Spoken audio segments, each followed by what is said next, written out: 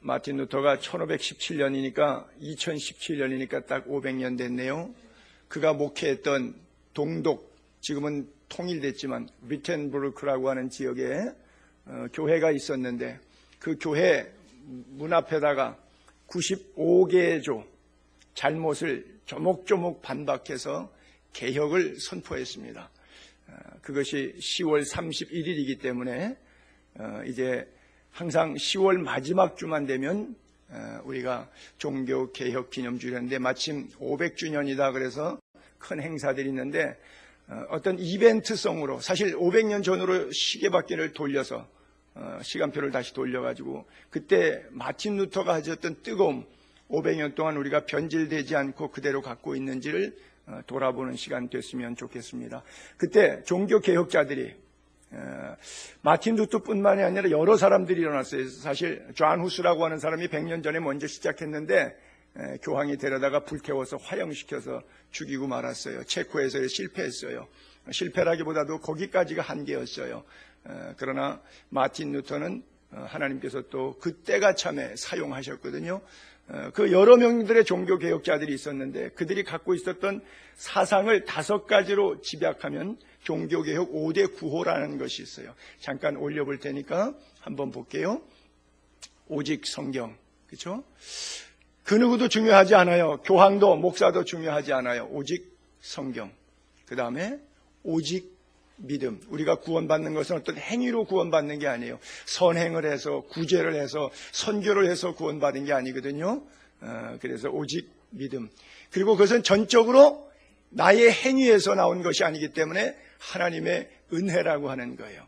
그리고 우리의 구원을 완성하신 분은 십자가 위에서 우리 죄를 대속하신 오직 그리스도만이라고 하는 거예요. 크라이스트, 기름 부음 받은 자, 이스라엘 말로 하게 되면 메사이아, 메시아라고 그러죠. 우리를 구원하시기 위해서 이 땅에 오신 분은 유일한 분입니다. 다른 이로서는 구원을 얻을 수 없나니 천하 인간에게 구원을 얻을 만한 소크라테스, 공자, 석가모니, 주신이 없느니라 말씀하셨어요. 오직 그리스도. 그리고 마지막으로는 종교개혁하는 이유가 뭐냐? 하나님의 영광이라는 것이죠.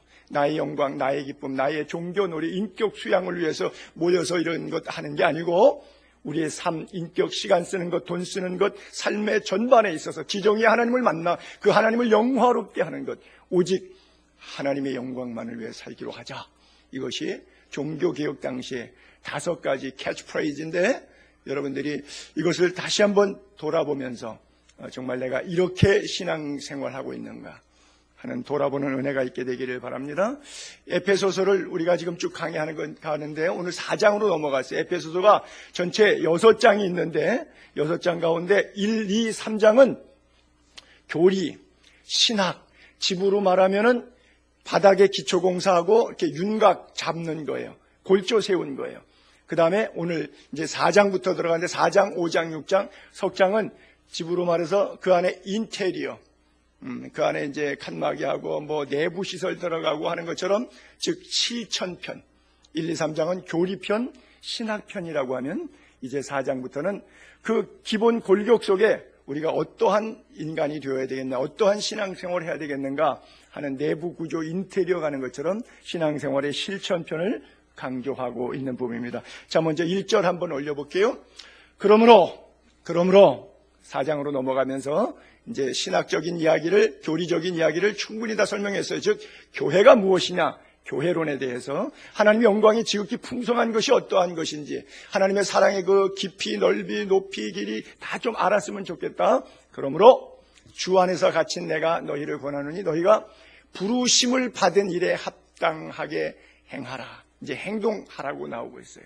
부르심. 교회라고 하는 말은 가리킬 교자, 무리회자, 모아놓고 무리를 가리킨다, 학교라고 하는 개념이 있는데, 사실은 원어에는 부름받은 사람들의 공동체 이렇게 되어 있어요. 에클레시아라고 써 있어요. 에클레시아. 그건 엑소도스 탈출이잖아요. 끌리시스, 초청장이란 말이에요.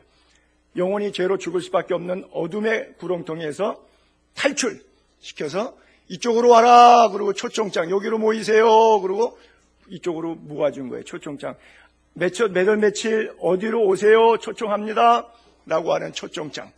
이것이 바로 부름받은 공동체, 교회라고 하는 에클레시아라고 하는 그 단어 속에 있어요. 골로새서 1장 13절도 이것을 명쾌하게 우리에게 이렇게 표현해주고 있는데, 그가 우리를 흑암의 권세에서, 사망의 권세에서, 죽음의 권세에서, 어둠의 권세에서 건져내사, 엑소도스, 건져내신 거예요. 그 사랑의 아들의 나라로, 예수 그리스도의 나라, 하나님의 나라, 천국으로 옮기셨느니라. 즉 이사간 겁니다. 이제는 과거의 죄악 가운데 육체의 정욕대로 사탄이 내 심령에 욕심을 넣어서 끌고 가는 대로 그냥 그렇게 살았어요. 흑암의 권세 속에 살았어요. 근데 예수 그리스도의 십자가의 보혈로 우리를 건져내시고 그 사랑의 아들 예수 그리스도의 나라로 우리를 옮겨주셨다. 할렐루야. 이것이 바로 교회 공동체예요. 교회를 아마 가장 잘 적절하게 표현한 그런 구절이 아니겠는가 생각해요. 그래요. 그래서 21세기가 됐는데 오늘 한국교회와 성경시대의 에페소서를 강의하고 있는 에페소 지역의 그 교회들과 그들 성도님들과 오늘 우리들과 어떤 차이가 있을까요? 그들은 정말 예수 그리스도를 위해서 무엇이든지 생명까지도 내놓을 수 있는 위대한 신앙 인격의 소유자였던 거죠. 오직 예수만이 그의 삶의 모든 것이었어요. 왜냐하면 예수님이 내 생명을 위해서 십자가를 지셨기 때문에 나도 예수 그리스도를 위해서 무엇이든지 할 수 있는 믿음의 사람들이었어요. 자, 그들의 신앙과 내 신앙을 한번 견주어 봅시다. 나는 교회 신앙생활 어떻게 하죠? 교회 오면 뭐해요? 자존심 싸움 하죠. 그렇죠? 누가 나에게 어떻게 대했는가, 잘 대했는가, 잘 못 대했는가, 나를 무시했는가, 안 무시했는가, 나를 어떻게 취급하고 있는가, 교회 안에서 우리 온통 머리가 하얗게 싸우면서 생각하는 것이 예배당 나와서 자존심 싸움 하고 있는 거예요. 그렇죠? 그래서 또 성직자들도 값싼 은혜를 이야기해요. 은혜가 아주 싸구려로 전락돼서 처음 나오신 분 주님 영접하려면 일어서세요. 제 기도를 따라하세요. 주님 나는 죄인입니다. 이제 예수 믿기를 원합니다. 그리고 따라하게 하고 이제 당신은 천국 백성 됐습니다. 예수 그리스도 잔에서 막 박수치고 구원받았다고 그러고 선포하고 그러면 정말 구원받은 걸까요? 예수님께서 말씀하십니다. 열매로 그들을 알지니. 사과나무가 맺혔는데 이 친구가 자꾸 자기 감나무라고 하는 거예요. 아니에요. 감이 열렸으니까 당신은 아무리 사과나무라고 얘기해도 감나무인 거예요. 아무리 예수 이름으로 주의 이름을 부른 자는 구원받았다. 나 구원받았네. 너 구원받았네. 우리 구원받았네. 떠들어도요. 당신 구원받지 못했습니다. 왜? 당신의 언어와 시간 쓰는 것, 돈 쓰는 것 보니까 이건 어둠의 백성, 어둠의 권세 속에 있던 삶을 그대로 살고 있지. 빛의 자녀로 하나님의 아들의 자녀의 자리로 나아가지 않았단 말이죠. 여전히 전과 다름없이 살고 있는데 입술로는 나 구원받았다라고 소리치고 찬송하는 것이죠. 그렇지 않습니다. 은혜를 값싸게 전락시키면 안 돼요. 행위로 구원받는 것은 아니지만 구원받은 자는 반드시 구원받은 증표가, 행위가, 열매가 나타나게 되어 있습니다. 그래서 예수님께서 열매로 그들을 알지니 이렇게 말씀하신 거예요. 두 번째 2절을 한번 볼까요? 모든 겸손과 온유로 하고 오래 참음으로 사랑 가운데 서로 용납하고 그래요.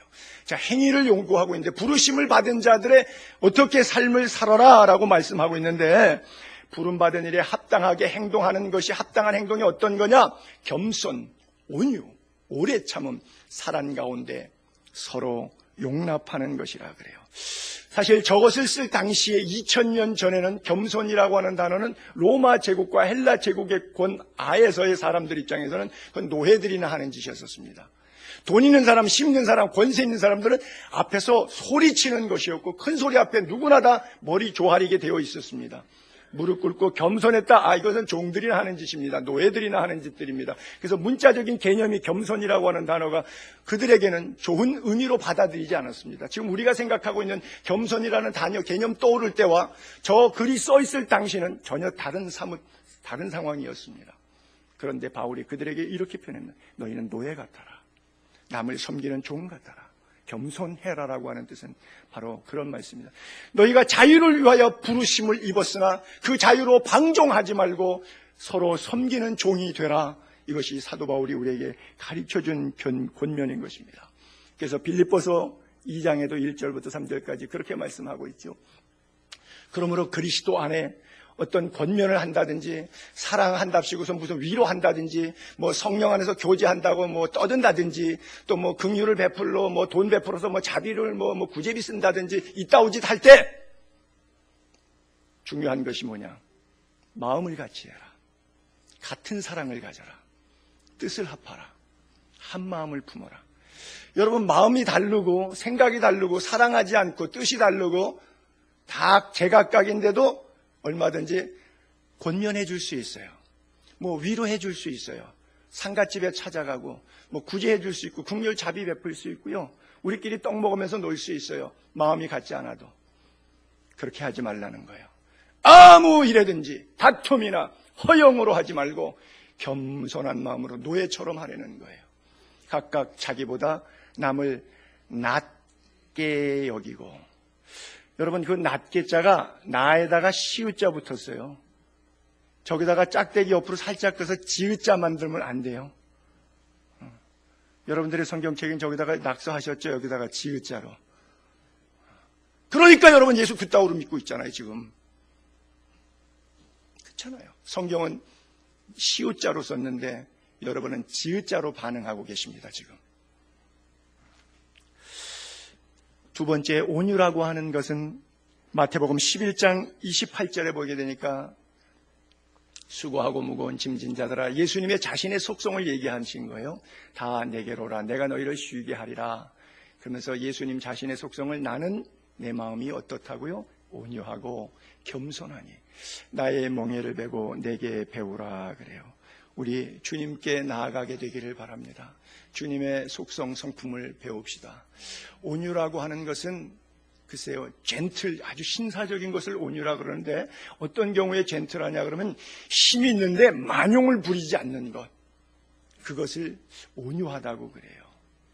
자기를 극도로 잘 조절할 줄 아는 사람. 이건 화낼 수밖에 없는 상황인데도 화내지 않는 것. 극도의 슬픔으로 원망할 수 있는데도 그 슬픔을 되새기면서 삼키면서 원망하지 않는 것. 그래서 외유내강이라고 하는 그런 표현도 쓰는데 바로 예수님이 그런 온유의 표본이셨어요. 또한 오래 참으라 그러셨어요. 사실 가장 힘든 성품입니다.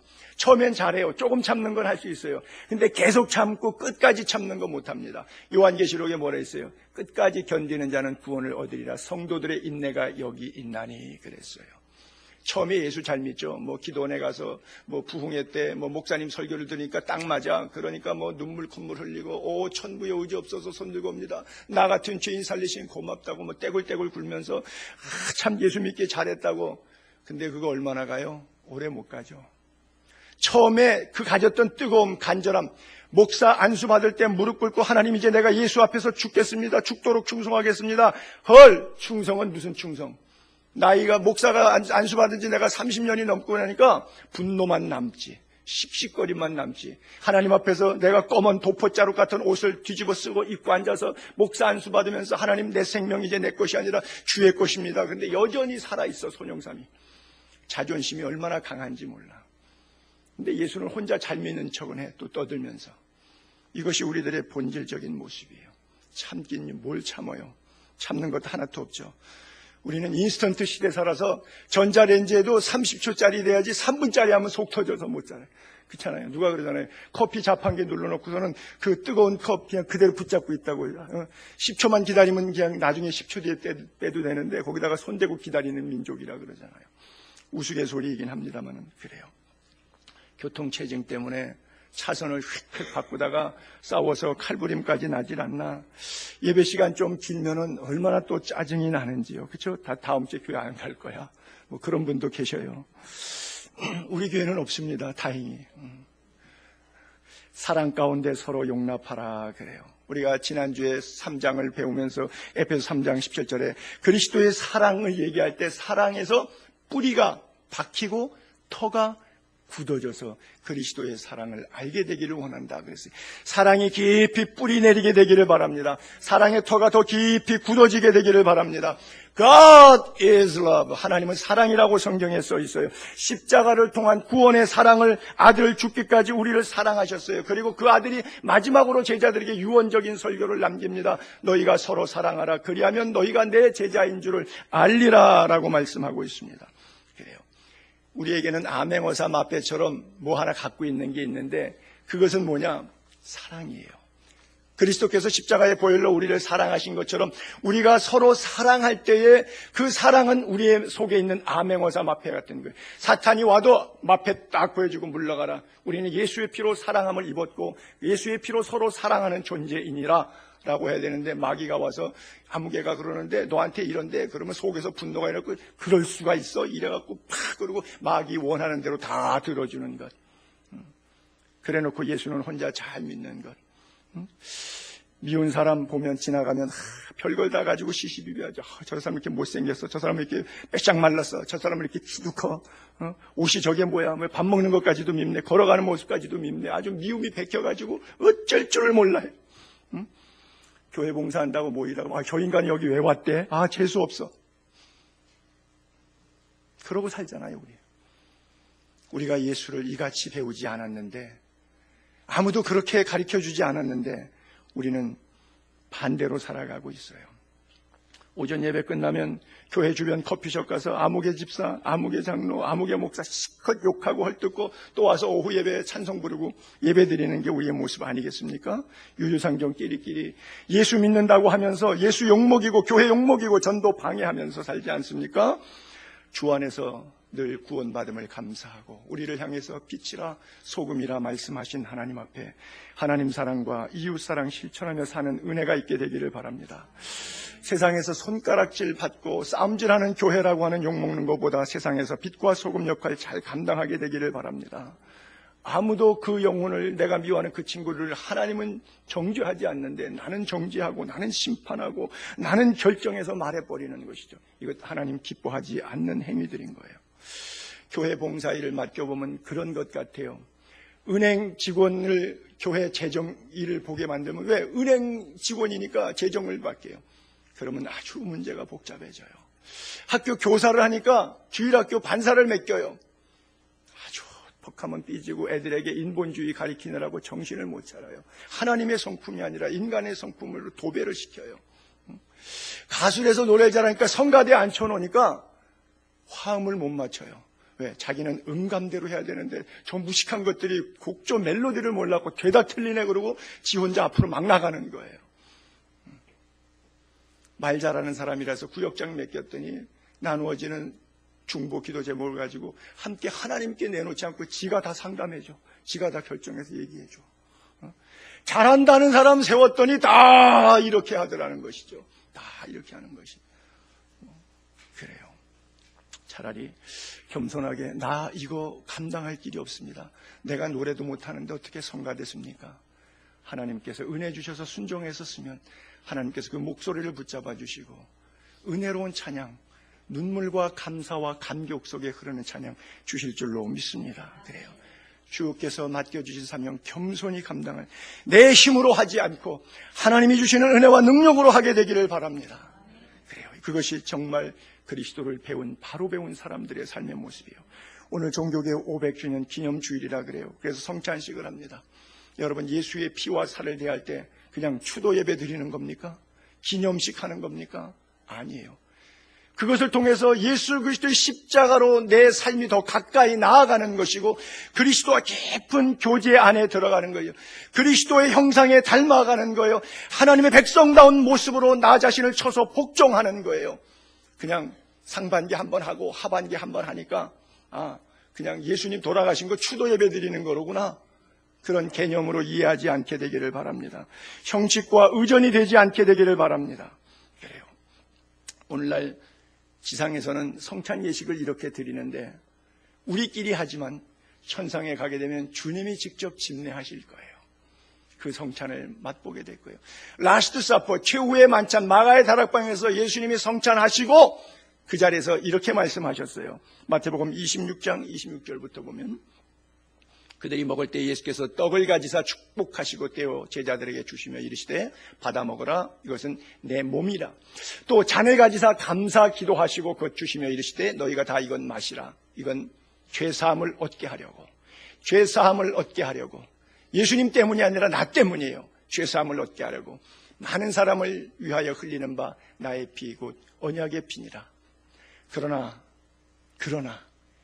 너희에게 이르노니 내가 포도나무에 난 것을 이제부터 내 아버지의 나라에서 새 것으로 너희와 함께 마시는 날까지. 그 날이 있어요 없어요? 분명히 있어요. 그렇잖아요. 응? 내 아버지의 나라에서 새 하늘과 새 땅에서 새 포도주로 새 것으로 너희와 함께 마시는 날이 있습니다. 그날까지는 마시지 아니하리라 그랬어요. 재림의 주님을 대망하는 것이 바로 성찬식의 하이라이트예요. 그래요. 온전한 가족 공동체만이 그 성찬을 나눌 수가 있습니다. 그 자리에는 이렇게 허접한 분열하고 싸우고 다투는 인간들끼리는 거기에 앉아있지 않습니다. 여러분, 지상 성찬식과 천상 성찬식을 한번 연상해 봅시다. 주님이 마지막 마가다락방에 있었던 지상 성찬식은 어땠죠? 베드로가 그날 밤 예수 부인하고 팔아먹을 사람이에요. 그날 밤 가룟 유다는 은 30에 예수 팔아먹을 친구예요. 거기서 같이 식탁에 교제하고 있는 친구, 베드로 세베대의 두 아들 야고보와 요한은 나 하나 우편에 앉게 해주세요, 나 하나 좌편에 앉게 해주세요. 교만이 머리끝까지서 다른 제자들로부터 시기, 질투, 분노를 촉발시켰습니다. 여러분, 거룩한 라스트 사퍼의 성찬에 주님은 지금 마지막 때를 앞두고 십자가 지시기 전에 마음이 곤고하신데, 그래서 마지막 식사를 잡수시는데 거기에 모여 앉아있는 12명의 제자들은 전부 동상이몽이에요. 교회는 나와서 앉아있는데 옆에 친구 믿고 저 친구 믿고 이 친구 믿고 아주 미워 죽으려 그래요. 그러고 앉아갖고 성찬식을 오늘도 대할 거예요. 죄가 있는 분은 성찬을 대하지 않게 되기를 바랍니다.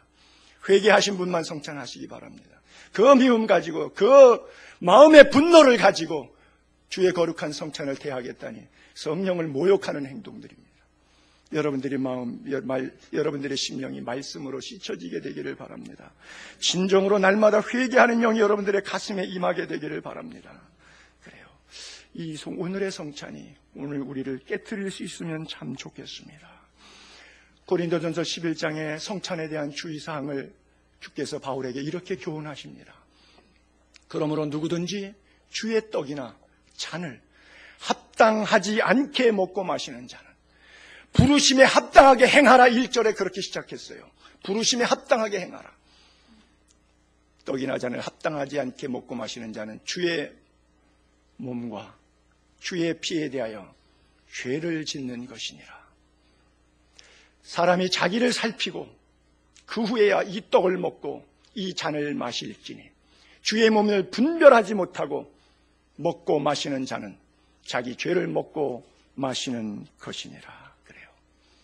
여러분, 성찬이 장난하는 것 아닙니다. 1년에 2번 상반기 하반기 나눠서 하는 것 아닙니다. 자신을 살피고 주의 피를 가까이 대하게 되기를 바랍니다. 비록 희망사항에 불과하겠지만 나는 여러분들이 성찬을 뜨겁게 받게 되기를 바랍니다. 옆 사람에 대한 미움이 사랑으로 바뀌는 성찬이 되기를 바랍니다. 이 땅의 성찬식은 비록 온전하지 못하겠지만 우리가 하나님 나라에서 나눌 성찬식은 가장 완벽한 성찬식이 될 겁니다. 그러나 불행하게도 그 성찬에 참여하지 못할 자가 있을 겁니다. 왜냐하면 이 모습으로는 그런 성찬에 참여할 수 없는 건 너무나 지당한 사실이기 때문에요. 기름 묻은 자는 구원 얻었다. 나 구원 받았다고요. 천만에요. 구원 점검 새롭게 하셔야 합니다. 그래서 성찬의 진정한 의미는 회개와 구원에 대한 감사입니다. 그리고 회개와 구원에 대한 감사가 2단계로 넘어가면 그 주님을 위해서 사는 영화로운 삶인데 다시 오실 주님을 기다리며 그 주님의 죽으심을 전하는 거예요. 전도하는 거예요. 선교적 삶, 전도의 삶이 바로 성찬의 의미입니다. 고린도전서 11장 26절은 그렇게 쓰여 있습니다. 너희가 이 떡을 먹으며 이 잔을 마실 때마다 상반기든 하반기든 매달이든 할 때마다 무엇 때문에 하느냐? 이유를 분명히 써 있어요. because 왜냐하면 주의 죽으심, 십자가 구원이죠. 그의 오실 때까지, 언제? 재림까지. 지구는 종말이 있어요. 그렇죠? 역사의 종말은 주님이 오시는 거고 개인의 종말은 내가 먼저 주 앞에 가는 거예요. 반드시 그때가 있습니다.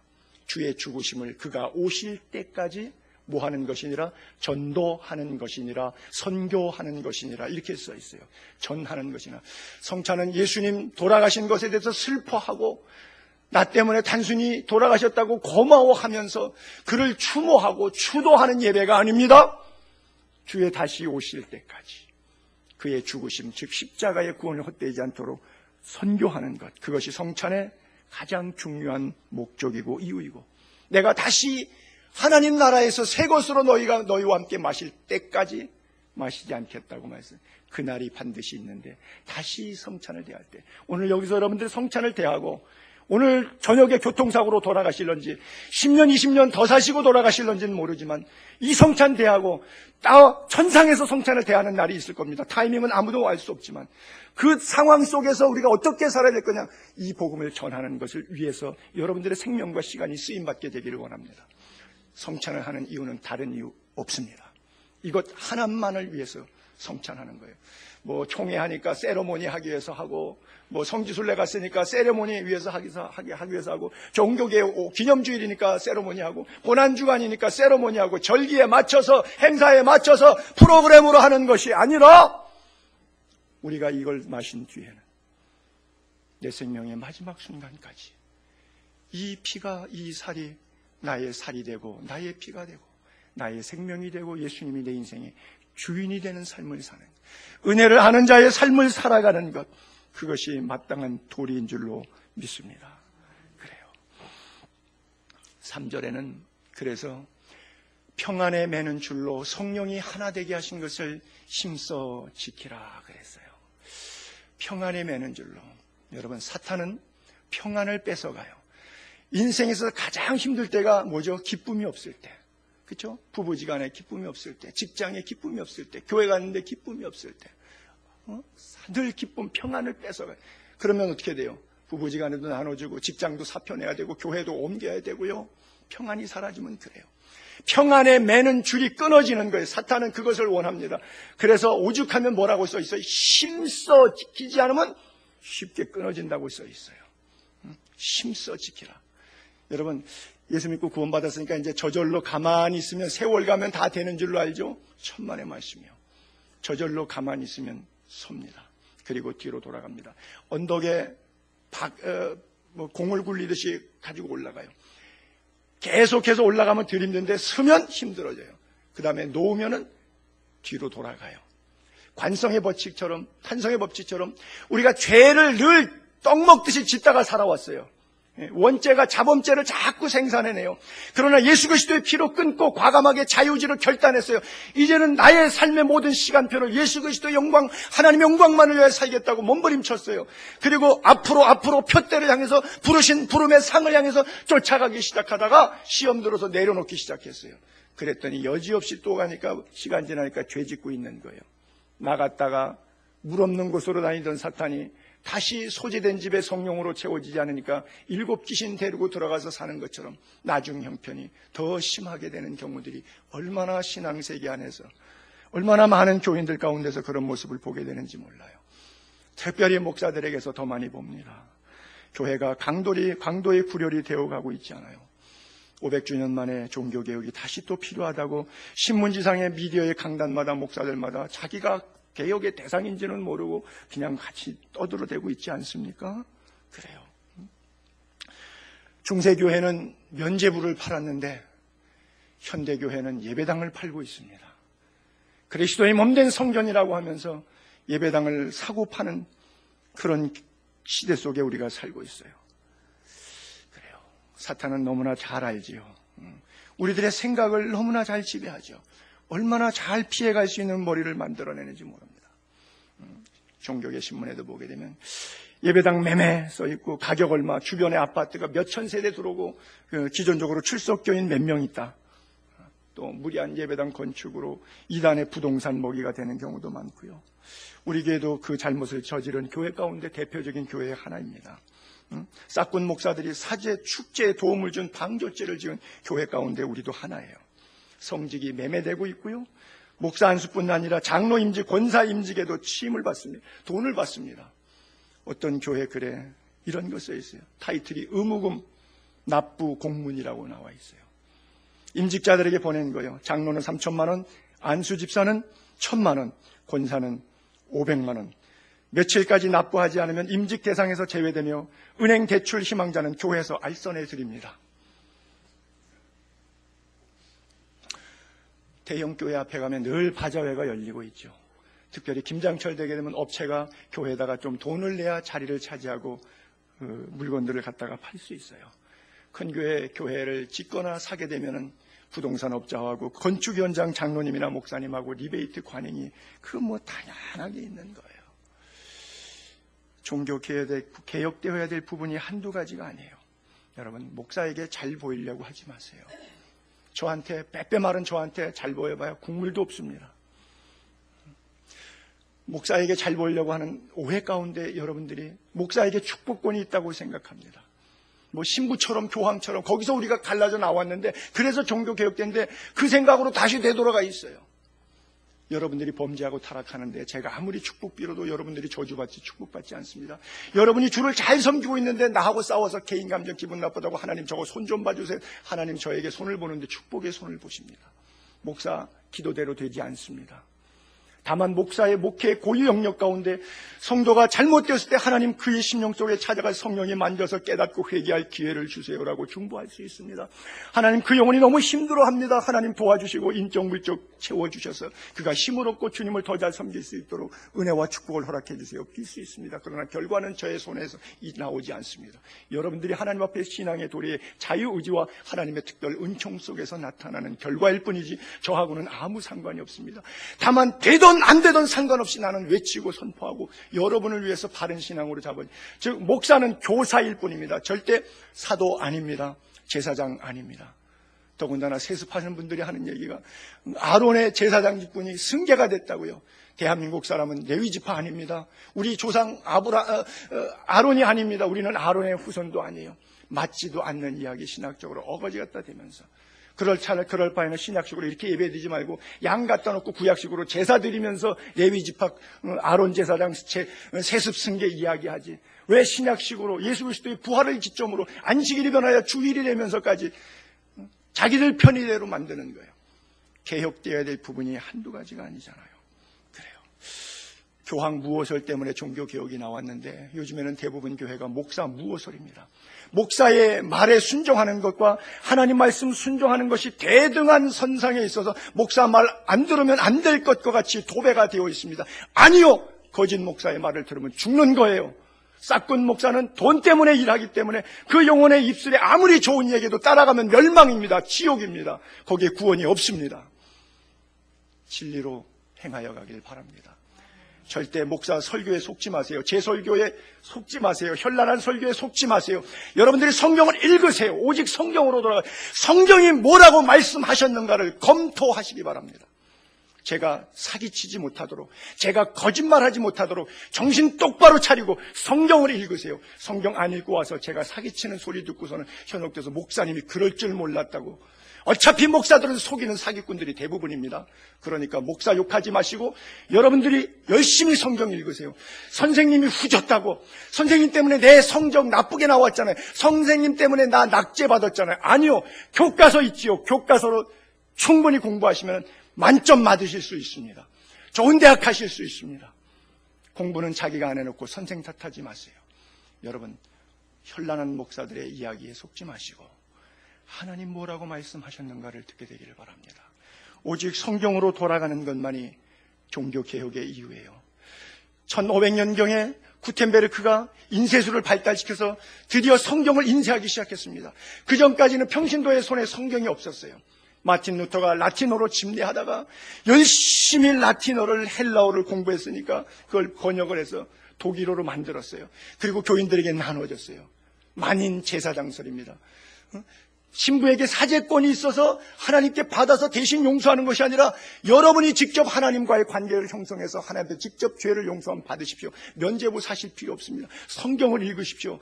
평신도들의 손에 성경을 돌려준 것이 종교개혁의 가장 중요한 핵심이 되는 거예요. 그렇다면 종교개혁 500주년에 여러분들이 가져야 될 개혁은 무엇이에요? 성경을 읽는 거예요. 말씀으로 돌아가는 거예요. 성경에 대해서 무지하지 않는 거예요. 성령의 하나 된 것이 무엇일까요? 유대인들, 이방인들 서로 식사도 같이 안 했어요. 그렇잖아요. 그런데 어떻게 이런 성찬을 같이 한 공동체 안에서 할 수가 있어요? 그렇잖아요.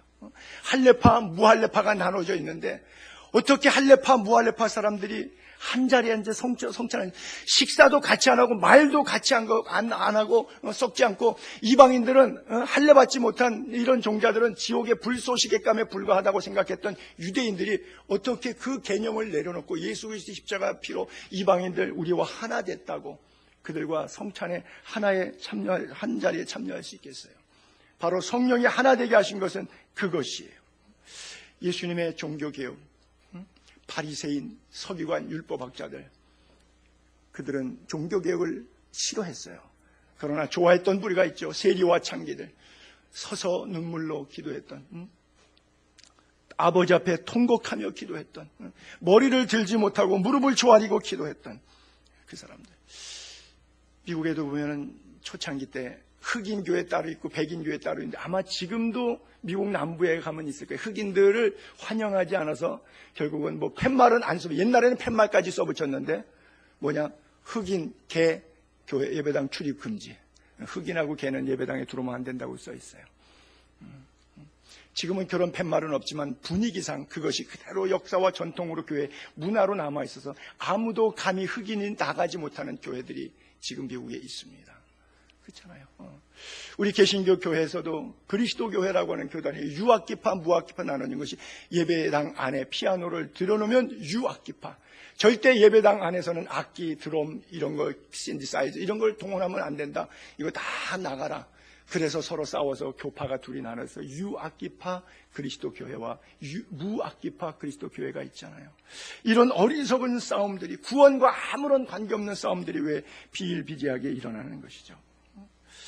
성령 사역은 온 인류의 구원을 위한 하나님의 사랑의 메시지이기 때문에 다 돕는 거예요. 성령 안에서 하나 되게 하는 거예요. 성령의 능력으로 말씀을 깨닫고 예수 그리스도의 십자가의 보혈로 하나 되게 하는 것이지, 뭐 성령 사역한다고 뭐 방언하고 예언하고 뒤집어지고 뭐 짐승 소리 내고 뭐 천박하게 전락하는 이런 것을 성령 사역이라고 말하지 않아요. 성경 어디에도 그렇게 써 있지 않아요. 사도들의 운동은 뭐예요? 선교 운동이에요. 신사도 운동은 잘못됐어요. 말씀에 입각하지 않으니까 전부 자기 감정이 바로 하나님이, 자기의 생각대로 하나님을 믿는 거예요. 성경대로 하나님이 원하시는 대로 예배하는 것이 아니라, 자녀가 부모의 생일이라고 부모에게 축하한다고 찾아왔어요. 근데 부모가 좋아하는 잔치가 아니라 부모가 아주 싫어하는데 지들 좋아한다고 지들 좋아하는 스타일로 잔치를 하는 거예요. 그럼 부모 마음이 행복하시겠어요? 꼭 흡사 그와 같은 것이죠. 여러분, 고린도전서 10장 16절부터 한번 볼게요. 가장 위대한 축복이 어떤 축복인지 성경은 이렇게 말하고 있어요.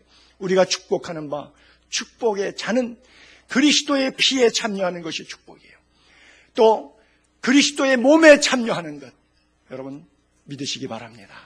가장 위대한 축복, 그리스도에게 주시는 그리스도의 피에 참여하고 그리스도의 몸에 참여하는, 이건 위대한 축복이에요. 왜냐하면 성령이 하나 되게 만들었거든요. 그래서 떡 하나, 많은 우리가 한 몸, 그리고 우리가 다 한 떡에 참여함이라. 할렐루야. 그래요. 사탄은 우리를 분리시키고 하나님은 연합시키는 것이 주의 뜻인 줄 압니다. 영적으로 여러분 스스로 진단하세요. 여러분 가정 안에서 지금 분리를 가지고 있습니까?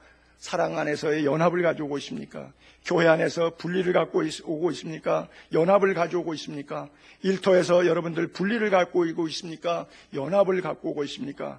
영적으로 진단하세요. 그러면 이것이 하나님의 뜻인지 사탄의 뜻인지 답을 알게 될 거예요. 물론 답을 알아도 하나님의 뜻대로 항복하지는 않을 겁니다. 여러분들이 사탄의 뜻대로 살겠지요. 자, 4절, 5절, 6절 같이 석절을 묶어서 보겠습니다. 몸이 하나예요. 성령도 한 분, 부르심이 한 소망, 부르심을 받았다. 주도 한 분, 믿음도 하나, 세례도 하나, 하나님도 한 분. 계속 하나라고 이야기하고 있어요. 다음에 넘겨볼게요. 그것을 압축했어요. 성령, 예수 그리스도 주님, 하나님, 성부와 성자와 성령이 한 분이라고 써 있어요. 삼위일체 한 분이신 하나님 안에서 당연히 우리도 하나가 되어야 될 줄로 믿습니다. 성찬의 이유는 바로 거기에 있어요. 그래서 성도들의 행동 요령, 윤리적인 지침이 아니라 복음적인 지침을 겸손이다, 온유다, 오래 참음이다, 사랑으로 서로 용납한다, 한 소망 안에서 믿음도 하나고 세례도 하나다, 이렇게 말씀하고 있는 거예요. 영적 성장을 위해서 반드시 거쳐야 될 과정들을 그렇게 써 있는데 이 부작용이 너무 심해요. 하나 돼가지고 교회 안에 들어갔더니 막 싸운 거예요. 힘들게 교회 옮겼어요. 근데 또 싸운 거, 이번에 목사 때문에 싸웠어요. 이 다음에 이제 또 권사 때문에 싸웠어요. 몇 교회를 전전긍긍하다 보니까 이제는 마음에 트라우마가 생겼어요. 아, 이 교회 가면 내가 적응이 잘 안 된다. 그냥 교회 가면 절대 아무하고도 얘기하지 말고 교제하지 말고 큰 교회를 찾아가서 예배 시작하면 땡 종치면 그때 들어가자. 그리고 목사님이 손들고 축도 시작하면 성령 나올 때 총알같이 튀어나가자. 절대 시험 되지 않을 거야. 10수년째 그렇게 신앙생활하는 사람들이 250만 명 이상 대한민국에 있습니다. 왜요? 트라우마 생겼어요. 하도 교회 생활하다가 목사가 돈 내놓으라 그러고 성도끼리 싸우고 뭐 오만 갈등을 많이 겪다가 보니까 성령께서 분명히 겸손과 온유와 오래 참음과 사랑으로 용납하고 소망이 하나 되어서 믿음도 하나 세례도 하나요, 주님도 성령님도 하나님도 한 분이라고 말하는데 한 몸 되라고 그렇게 말하는데 이게 안 되니까 튕겨나가가지고 계속해서 겉도는 신앙생활을 하는 거예요. 한 몸일 줄 알지만. 그러나 여러분, 초대교회는 그렇게 가르치고 있어요. 사도의 가르침을 받아 서로 교제하고 떡을 떼며 오로지 기도에 힘쓰니라. 이것이 우리의 신앙을 가장 성장시킬 수 있는 비결입니다. 이제 우리는 주 안에서 하나 된 자들입니다. 천국 소망으로 우리의 소망은 오직 예수밖에 없음을 믿게 되기를 바랍니다. 교회 공동체 안의 성도들은 하나라고 하는 사실을 잊지 마세요. 절대로. 여러분, 이가 음식을 먹다가 잘못해서 혀를 칵 씹었어요. 어디가 아파요? 뇌가 다 아프죠. 여러분, 그런데 어느 날 잇몸에 염증이 생겨갖고 이가 흔들흔들 그러면서 이가 고생을 해요. 그러니까 먼저 한번 씹혔던 혀가 아이고 잘됐다, 고소하다, 좋다, 너도 혼 좀 나봐야 돼, 그러죠. 한 몸에서 그런 일은 있을 수가 없어요. 그렇죠? 한 군데가 아프면 다 아파요. 한 곳이 영광을 받으면 다 영광을 받아요. 이게 사도 바울이 그렇게 강조하는 교회론이고 지체론이에요. 그리고 성찬의 이유가 바로 그거예요. 한 떡을 떼며 한 피의 가족 공동체의 삶을 나누는 것. 그래서 주님이 오실 때까지 그것을 반복하며 지키고 전하는 것. 그것이 성찬의 진정한 이유라고 하는 거예요. 세례도 하나라고 말했어요. 여러분, 베드로전서 3장 21절로는 세례받는 분들 때문에 제가 이 구절을 읽어볼게요. 세례할 때 물로 하죠. 성령 세례는 우리가 불 세례라고 하는데 보통 오늘 이렇게 집례하는 세례는 물이라 그러죠. 예수 그리스도께서 부활하심으로 말미암아 이제 너희를 구원하는 편이 곧 세례라. 노아의 방주 속에 들어가면 사는데 방주 밖에 있으면 죽어요. 그렇죠? 물, 홍수 다 죽었어요. 그런데 방주 안에 있는 노아의 식구만은 살아요. 바로 그거예요. 바로 그거예요. 예수 그리스도의 부활이 내 부활되는 거예요. 예수님의 십자가의 죽음을 통해서 내가 죽지 않고 예수님의 부활이 나의 부활로 되는 상징적인 메시지가 바로 이 세례라고 하는 거예요. 그래서 예수를 믿으면, 내 죄를 회개하면 그 다음에 우리가 세례의 자리에 나아가는 것은 이제 내가 죽고 내 안에 예수로 사는 겁니다. 그래서 예수 십자가, 내 십자가, 예수 부활, 내 부활 된다고 하는 그런 구원의 표, 이것이 곧 세례라. 먼저 세례 받으신 분들도 그런 면에서 이해할 수 있게 되기를 바랍니다. 그래요.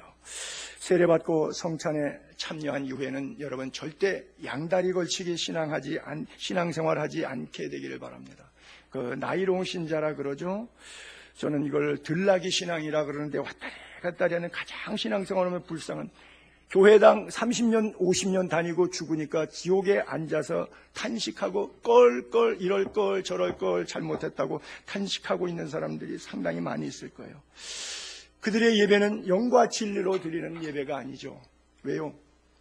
예배, 월십 서비스, 봉사가 없죠. 섬김이 없죠. 봉사 받으려고 그러죠. 섬김 받으려고 그러죠.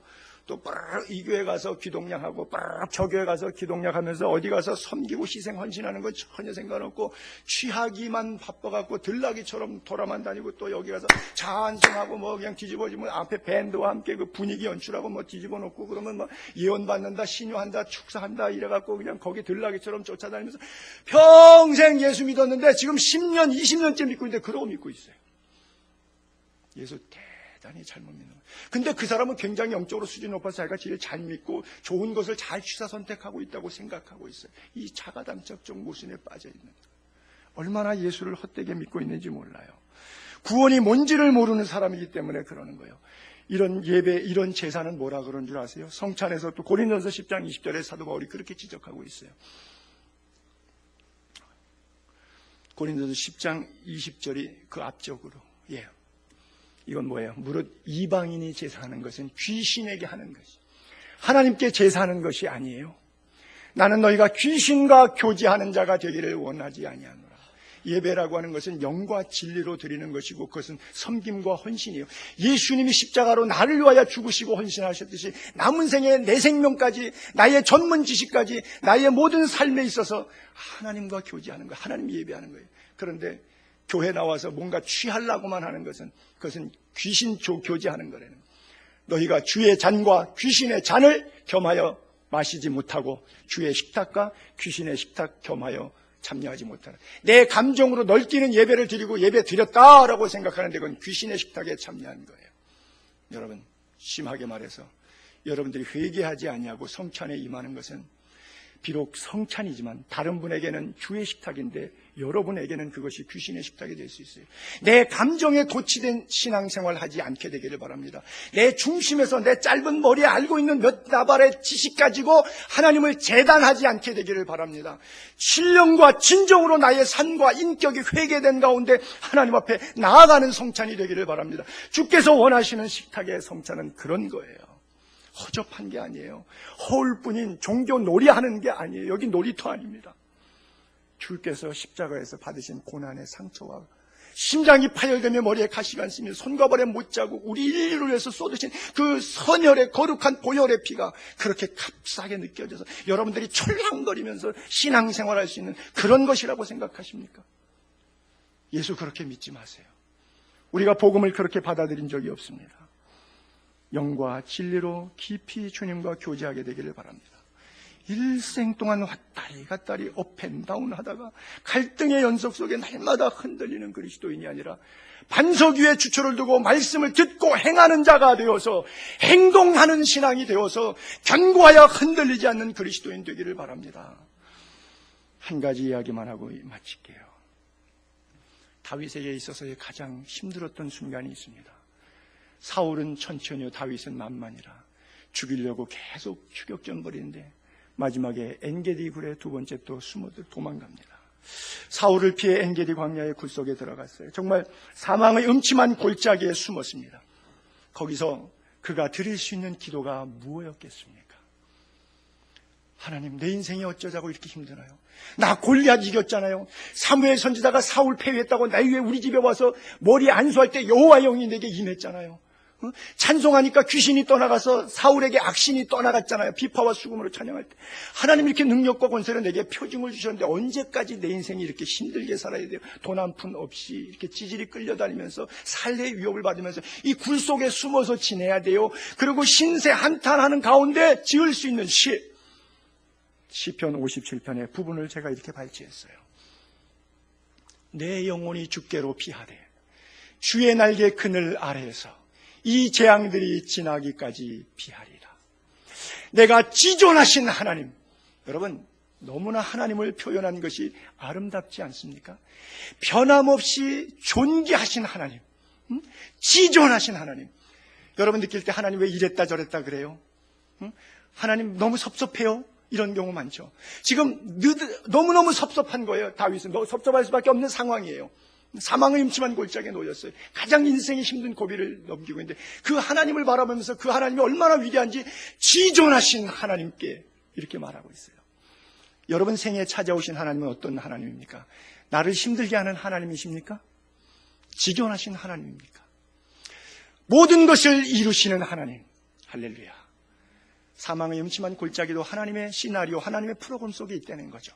그래서 그 모든 것을 엔게디 동굴까지 도망 오게 한 것도 하나님의 은혜의 섭리 가운데 있다는 것이죠.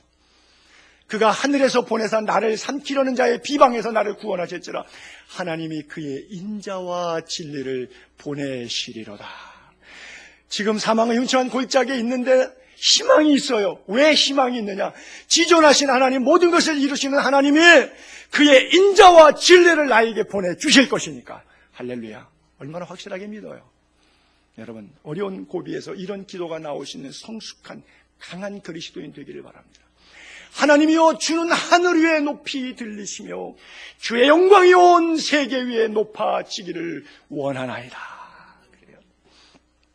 하나님이여, 내 마음이 확정되었고 흔들릴 수밖에 없는 상황이잖아요. 지금 이리 갈까 저리 갈까 방황되는 상황인데 또 다시 어느 길로 도망가야 될까? 이제 들키면 죽는데, 그런데 내 마음이 확정되었대요. 그것도 또 한 번 더 얘기해요. 내 마음이 확정되었사오니 내가 노래하고 내가 찬송하리라. 노래와 찬송은 언제 나오죠? 신날 때, 흥이 있을 때 나오지. 슬프고 힘들고 괴로울 때 흥얼흥얼 콧노래 나와요? 안 나와요?